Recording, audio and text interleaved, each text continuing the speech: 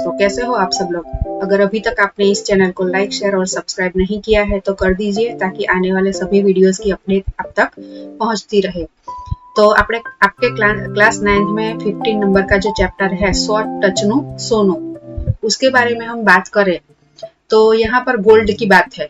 ऐसे तो टाइटल ऐसा लगता है कि सो टचनु सोनू, मतलब उसमें कुछ सोने की बात होगी या तो गोल्ड की बात होगी।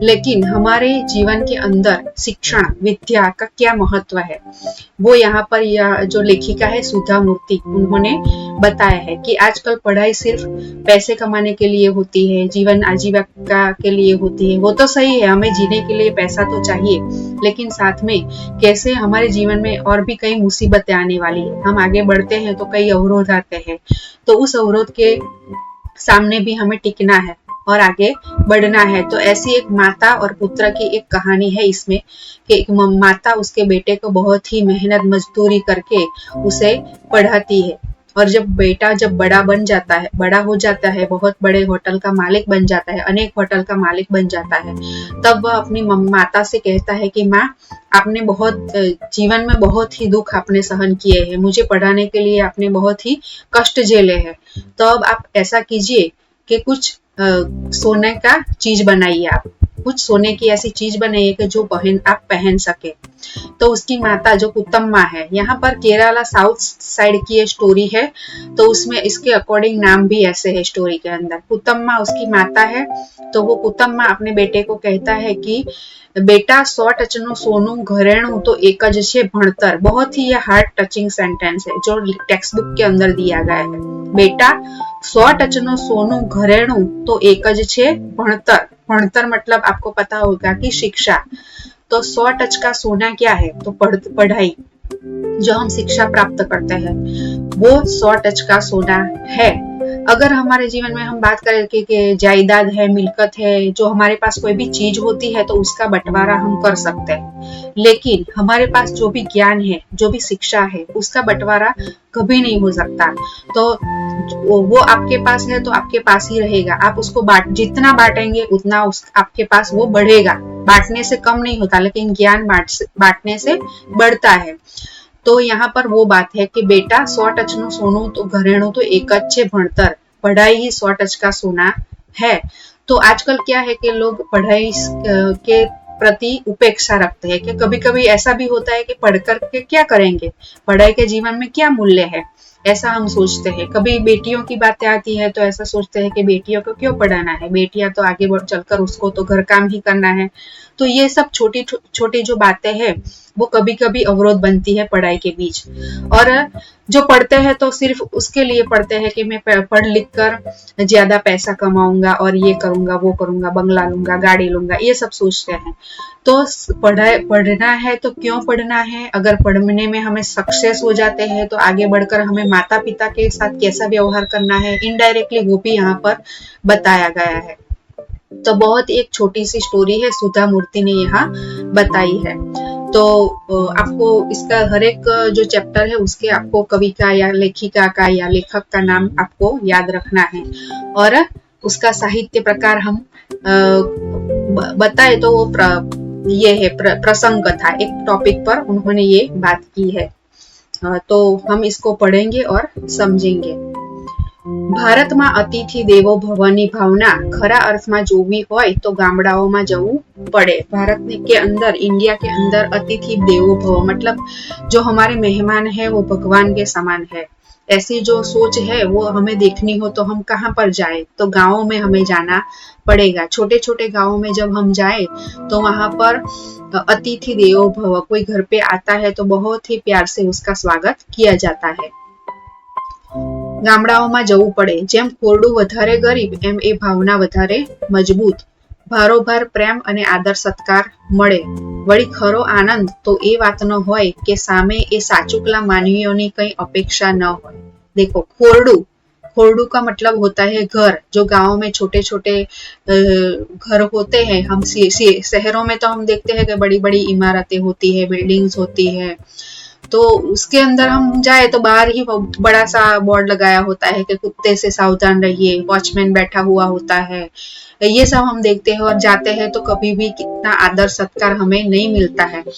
तो गांव में क्या है कि छोटे से घर के अंदर भी लोग गरीब होते हैं, फिर भी उनके अंदर बहुत ही अच्छी भावना होती है, बहुत ही प्यार होता है, आदर सत्कार होता है।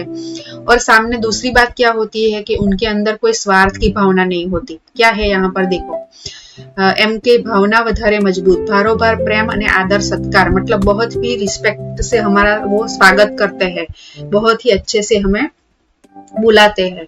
वળી ખરો આનંદ તો એ કે વાતનો કે સામે એ સાચુકલા માનવીઓની કઈ અપેક્ષા ન હોય। સાચુકલા मानवी बहुत ही अच्छे दिल के मनुष्य होते हैं, सच्चे दिल के होते हैं। साचुकला मानवी मतलब सच्चे दिल के मनुष्य, उनकी कोई अपेक्षा भी नहीं होती, मतलब उनका कोई स्वार्थ भी नहीं होता कि इससे हमें ये मिलेगा, मुझे इससे ये लाभ है तो मैं उसको बुलाऊं। तो ये बहुत ही बड़ी बात है कि अगर हमें अतिथि देवो भव, मेहमान भगवान के समान होता है, ये अगर हमें देखना है तो इसके लिए हमें गाँव में जाना पड़ेगा। एक बार हूँ कनारा जिल्लाना एक नानकड़ा रूपकड़ा गामे शाळाना समारंभमां हाजरी आपवा गई हती। लेखिका क्या बोल रही है, ये साउथ केरला साइड का ये गांव है, कनारा जिला का छोटा सा गांव। वहां पर वो एक समारंभ में कोई प्रोग्राम में गई होंगी लेखिका। अरबी समुद्र ने कांठे आवेलू गाम, साव ठंडू, मतलब वहां पर ठंड थी। काळ जाने थंभी गयो होय त्यारे भगवाने फुरसदे घड़्यू होय तेवुं लीलूछम छेवाड़ानु गाम। देखो गांव का आपको वो भी याद रखना है कि कैसा था गांव में। कभी कभी एग्जाम में ऐसा सब आ जाता है कि लेखिका जहां पर गई थी, मतलब लेखिका जहां पर गई थी वो गांव कैसा था, तो लीलूछम बहुत ही ग्रीनरी थी वहां पर, और भगवान ने जैसे फुर्सत से वह गांव बनाया हो ऐसा लगता था। भगवाने फुर्सदे घड़्यू होय तेवुं लीलूछम छेवाड़ानु गाम, मतलब लास्ट जो समुद्र को टच करके वो गांव था एकदम। तो ऐसी बात लेखिका कर रही है। एक पण होटल न मळे। नानकड़ी शाळाना जे मुख्य शिक्षक हता ते अपरिणित हता। अपरिणित मतलब अनमेरिड, और छोटी सी स्कूल थी वहां पर, और जो मुख्य शिक्षक थे यानी कि प्रिंसिपल वो अनमेरिड थे। तेओ कोईना घरे भाડાના રૂમમાં રહેતા, તેથી તેમણે મને ધીમેથી કહ્યું, મેડમ આ શાળાના ચેરમેન અને મુખ્ય દાતા ખૂબ જ ભલા સજ્જન छे, आपने तेमना घरे रहવું फावशे। देखो यहाँ पर गांव में जाते हैं तो लेखिका होटल तो वहां पर थी ही नहीं, तो उनको किसी के घर रुकना था। तो जो कि चेयरमैन थे स्कूल के, तो और बहुत ही उन्होंने दान भी बहुत किया था और बहुत ही अच्छे थे। तो जो लेखिका को वो बोलते हैं टीचर कि आप उनके घर पर रहेंगे, ऐसा पूछते हैं। આજે વરસાદ ઘણો છે, નદીમાં તો ઘોડાપુર ઉમટ્યા છે, એટલે આજની રાત તો આપે અહીં રોકાઈ જવું પડશે। मतलब बारिश भी बहुत है वो साइड, 12 महीना यानी कि पूरा साल बारिश होती है, और नदी के अंदर बहुत ही पानी भी आया है, तो आपको आज रात तो यहीं पर रुकना ही होगा, ऐसा वो जो स्कूल के जो शिक्षक थे उन्होंने बताया। तद्दन अजाण्या जोड़े रात રહેવું અડવું તો લાગે, પણ બીજો કોઈ વિકલ્પ જ ન હતો। એવામાં તો શાળાના ચેરમેન શ્રી અય્યપ્પા એક હાથમાં મોટી કાળી છત્રી અને તથા બીજા હાથમાં લુંગી સહેજ ઊંચી પકડીને આવી પહોંચ્યા। હું તેમની સાથે તેમના ઘરે पहुंची। देखो वो जो चेयरमैन थे स्कूल के, जो ट्रस्टी थे, वो कैसे थे उनकी बात है, तो वो थे अननोन, तो उनके घर पे कैसे रह सकते हैं। अजाण्या कुटुंब जोड़े मतलब एकदम अननोन जो व्यक्ति होता है तो उनके साथ रहना थोड़ा ऑकवर्ड लगता है, ऐसा लेखिका बोल रही है। तो तद्दन अजाण्या कुटुंब जोड़े रात रहવું अड़વું तो लागे, मतलब थोड़ा ऑकवर्ड तो लगता है, मतलब थोड़ा अजीब सा लगता है, लेकिन दूसरा कोई ऑप्शन नहीं था, पण बीजो कोई विकल्प ज न हतो।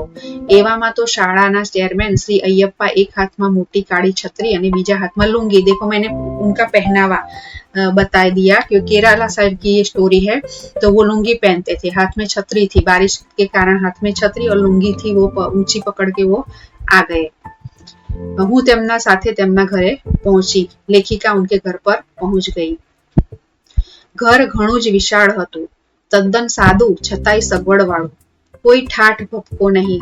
एक तरफ मोटो कोठार હતો અને તથા ઘરની પછવાડે નાળિયેર तथा वाड़ीમાં उगता શાકભાજી संघरवा माटेनी कुंडी हती। देखो वहाँ जो चेयरमैन थे उनका घर कैसा था, ये बात है। तो हम एक इमेजिनेशन करें कि घर जो केरला साइड का था तो बहुत ही कम छोटा सा गांव था, तो उनका घर बहुत ही बड़ा था, ऐसा बोल रही है। अगर आपने कभी टीवी में कहीं पर फोन में मोबाइल में देखा हो तो आपको पता होगा, और कोई गया भी होगा केरला घूमने के लिए तो उन्होंने ये घर देखा होगा। अगर आप में से किसी ने देखा है तो मुझे कमेंट में बताना।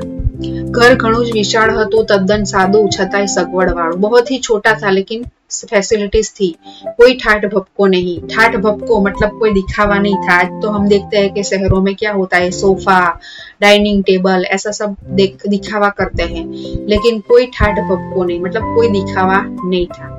एक तरफ मोटो कोठार હતો અને ઘરની પછવાડે નાળિયેર અને વાડીમાં ઉગતા શાકભાજી સંઘરવા માટેની कुंडी हती। देखो फ्रिज, हम सब्जियां कहाँ पर रखते हैं, फ्रिज के अंदर, लेकिन उनके पास तो ज्यादा सब्जियों का कोई खेत होगा तो वो नारियल भी उनको रखने थे, नारियल। तो ये सब रखने के लिए घर के पीछे एक छोटी कुंडी, मतलब ऐसा हौज जैसा बनाते हैं, जो ईंट होती है ब्रिक्स, उससे एक एक ब्रिक्स की ऐसी थोड़ी एक एक लाइन की दीवार बना के उसके अंदर सब रखने के लिए, स्टोर करने के लिए स्टोर रूम जैसा बनाते हैं, उसको कुंडी बोलते हैं। कभी कभी पानी भी उसमें स्टोर होता है। तो एक तरफ मोटो कोठार હતો અને ઘરની પછવાડે નારિયેળ તથા વાડીમાં ઉગતા શાકભાજી સંઘરવા માટેની कुंडी હતી। મેંગ્લોરી નળિયાની છત અને ઘરની ફરસ લાલ ચટક રેડ ઓક્સાઇડની। देखो घर की जो नड़िया मतलब जो छत थी वो नड़ियानी है। आपने कभी गांव में गए होंगे तो आपने ये सब देखा होगा, नड़िया, खपरल, खपरेल बोलते हैं हिंदी में इसे, खपरेल की छत थी। पर घर की जो फरस थी वो लाल चटक रेड ऑक्साइड नी, जो फ्लोर था वो रेड कलर का था। वरसाद एवो सांबेलाधार पड़तो हतो कि पगनी पानी पर पथरानी माफक फोरा वागता हता। तो लेखिका को तो वहां पर रुकना था, तो उन्होंने ये सब देखा कि उसका घर कैसा था और उसके घर के अंदर जो सब्जियां रखने के लिए, नारियल रखने के लिए कैसी फैसिलिटी थी। और बहुत ही छोटा सा घर था लेकिन पूरा फैसिलिटी वाला था। तो बारिश भी बहुत थी। अमे घरमा प्रवेश्या के तरत ज अय्यप्पाना पत्नी अमने सत्कारवा आवी पहोंच्या। 60 वर्षना खूब ज भावुक भद्र सन्नारी जणाया। हाथमां कोरो टुवाल आपीने तेमना मधुर स्मितथी तेमणे मने पळभरमा ज वश करी लीधी। देखो पळभरमा वश करी लीधी मतलब एक ही सेकंड में उन्होंने इतना प्यार से मुझे बुलाया कि मैं उनको ऐसा लगा कि मुझे बहुत ही अच्छा लगा, ऐसा बोल रही है लेखिका।